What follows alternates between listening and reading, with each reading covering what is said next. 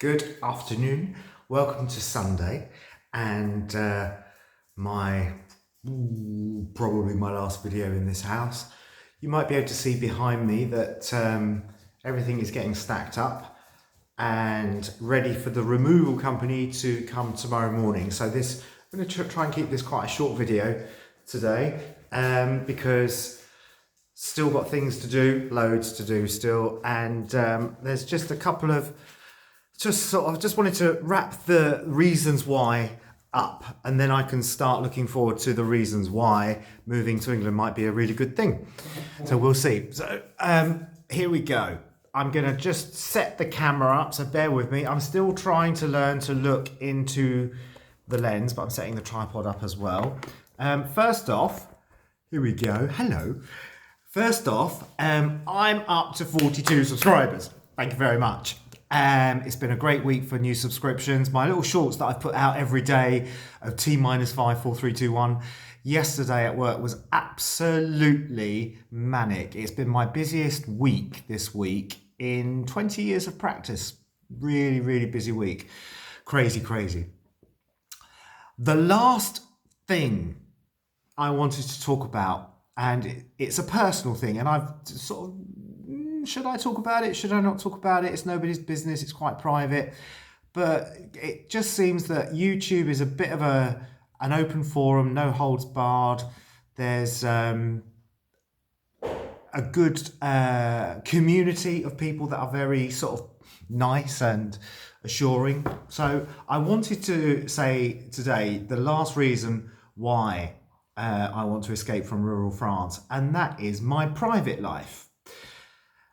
In London, my private life was active, and as you're going through life, it's as a young Londoner, it's very cool to be single. It's very cool to be not single, and all through your 20s, you just want to have a good time. That runs into your 30s, you still want to have a good time, and then you think, oh, I've hit 40, but then you still want to have a good time, so you carry on having a good time, and not getting sort of bogged down with long-term relationships and the dramas that tend to come within a relationship. So I've always done a bit of a swerve, really. And then when I moved here when I was 44, I was at that point ready to think I want something more. I'd had some failed attempts at relationships, could never understand why. I think as I've got older, I'm beginning to understand why those relationships didn't work out, and the part that I play in that. And so you try and work the way through that and become a person that someone might find somewhat attractive.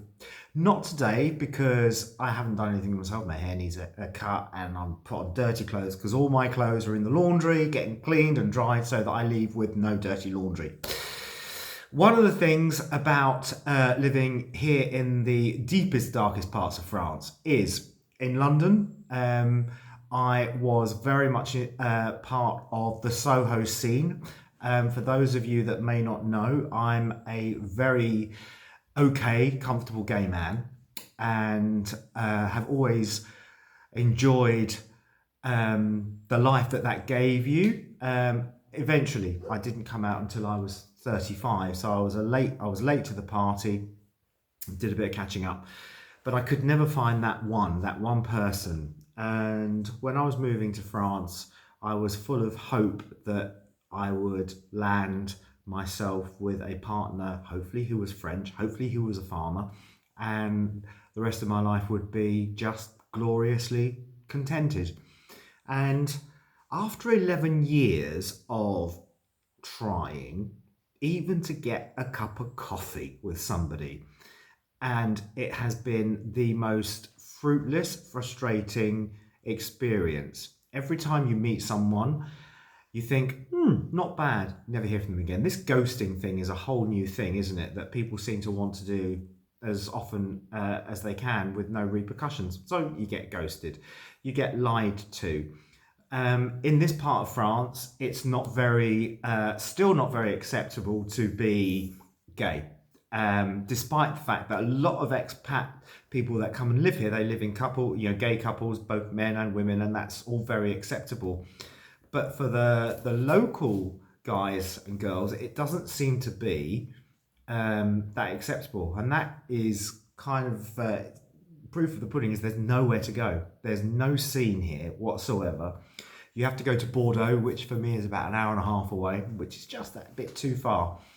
So there's nothing locally for like-minded people to go and do.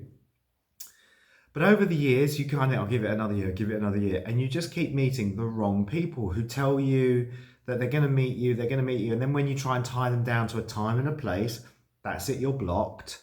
And so after 11 long years of having to put myself through that and face rejection, it's rejection all the time, and rejection's always hard. But it's become kind of like par for the course, a little bit funny, because you just think, I know that this is not going to go anywhere when you start talking to someone. It's all online now. It's never face-to-face. And the minute you try and take it offline into a face-to-face, that's it. You never hear from people again. I don't personally understand why you would start a conversation with somebody if you don't intend to see it through. But that's what people do. It seems to be a bit of a game now. So I'm leaving rural France and hoping that when I get to the UK that things are much more liberal, much more open. There's less fear amongst the communities. Here there's a great deal of being found out, being seen with someone, and it's always discreet, which I completely get. Discreet is fine, but there's a point when you just want to meet somebody. You want to go for a coffee, you want to go for a meal, you just want to go out. You don't want to hold hands. You don't want to parade up and down the road. Look at me. It's just normal two men having a drink, having a meal. What's wrong with that? But it hasn't happened. So that's a big reason I'm now nearly 56 years old, and before I completely give up the ghost and can't be bothered, I'm having one more crack of the whip back in England and hoping that I'm a lot more successful than I've been here. It's been really frustrating.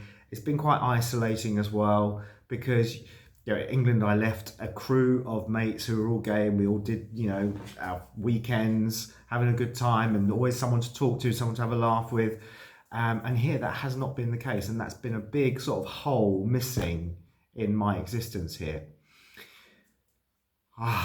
That's it. I've told everybody that that's my final reason for escaping from rural France. Removal men are coming tomorrow. I leave on Tuesday morning, so I will do bits and pieces of filming through the next few days on my journey up. And you will also be asked to come along as your invited audience to see the house for the first time, as I will also be seeing it for the first time. As I mentioned last week, I've not seen this house in person, so I'm really looking forward to going in and just having a look around for the first time, all on my own, but with you on the other end of the camera. Once more, thank you very, very much to all of my new subscribers. It's great. Thank you to the nearly 10,000 views I've had now on YouTube, which is brilliant. It's just lovely. So thank you very much.